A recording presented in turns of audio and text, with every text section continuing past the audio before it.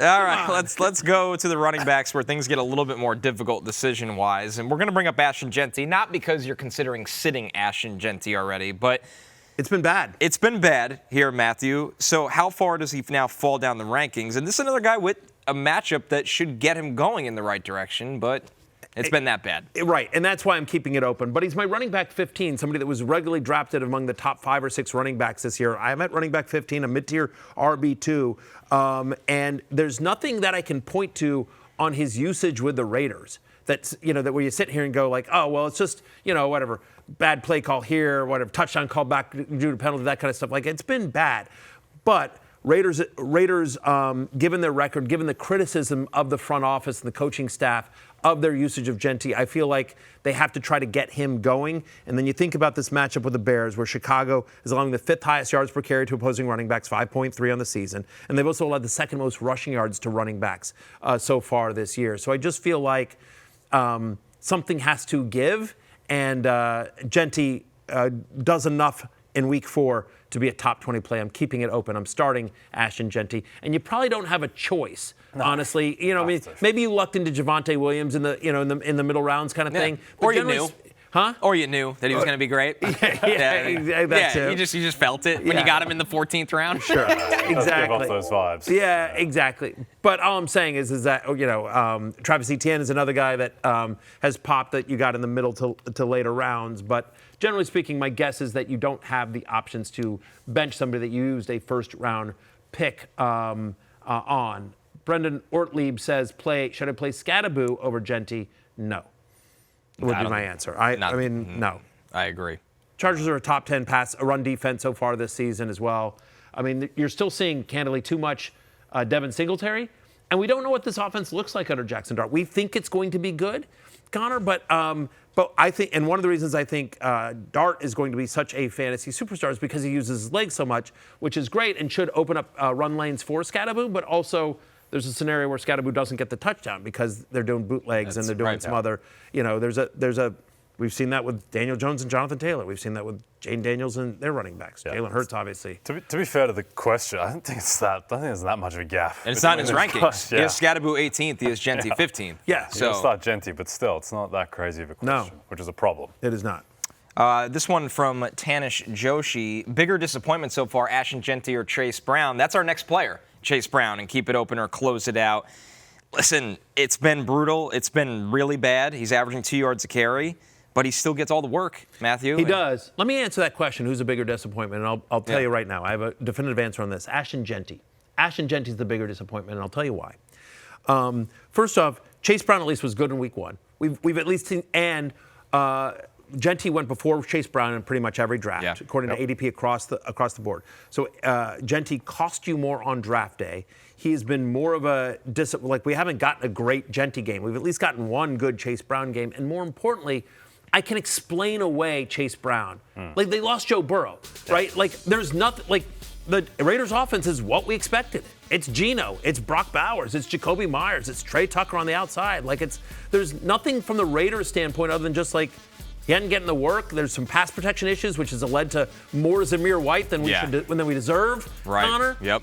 And I think the thing I'm most disappointed in is their line stinks at run blocking, and I didn't expect that. Yeah. They didn't look this bad last year. So that's been a huge issue. Yeah, that's a concern as well. Yeah, it's not a great stock to buy at the moment, but I'm buying Bengals stock. It's gone too low. Like, it was one game. It was one game against the Vikings. Like, think about how bad the Lions looked in week 1 against the Packers, and now now they might be the best team in football all of a sudden, 2 games later. Like, a lot changes. Brian Flores' defense is very confusing and one of the best defenses in the NFL.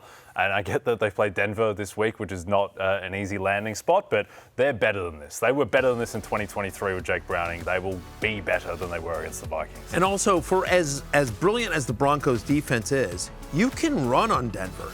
They've allowed at least 89 yards from scrimmage to a running back in all 3 games this season. They've allowed the 7th most receiving yards to running back so far this year. And so on the road at Denver, given the struggles of Jake Browning and that offensive line, my expectation here is that Chase Brown gets a massive workload trying to take the crowd out of it, trying to take some pressure off of Browning. And the fact is, you can have success against the Denver Broncos running the ball. Brown obviously still gets a majority of the work. 83% of the Bengals running back touches have gone to Chase Brown so far this year. And think about last week when we were talking keep it open or close it out on Omari and Hampton. And I was like, no, suck it, haters. I am sticking with Omari and Hampton against the Broncos. He goes off against Denver. He got off the schneid. He did. Yeah. No, he did. The haters, they sucked it. Yes, they did. Yeah, you showed Yes. it. Yep. You really showed it. That's a direct shot at you, the regulars, Yes. as he often does. No, it's not it's not a direct shot at the regulars. It's a direct shot at the haters. And by the way, I'm at a table with two of them. That's right. So you two we sucked were on it. the Hampton. You guys, You sucked almost it. lost your way on Sunday with Hampton. You were like, Mekarick Booker, maybe I should You start started with getting Hampton. nervous. It's like, no, you ride or die with Hampton. All week we had to continue to prop you up and be like, it's going to be fine. This is all propaganda. Don't listen to it. Either way, Denver was able to help Omar and Hampton get off the schneid, and I think they will do so again with Chase Brown this week. I'm keeping it open on Chase Brown.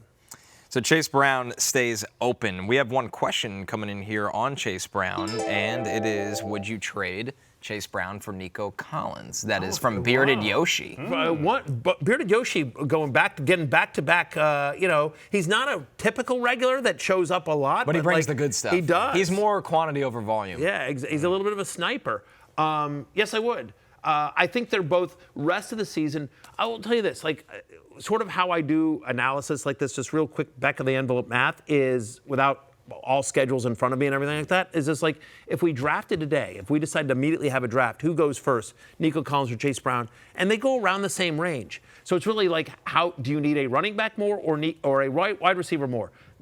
Nico's a wide receiver 1, Chase Brown's still a running back 1 for me. Obviously not this week based on my rankings, but ultimately just in terms of their workload. I have no problem making that trade, but I also don't think it's a ripoff.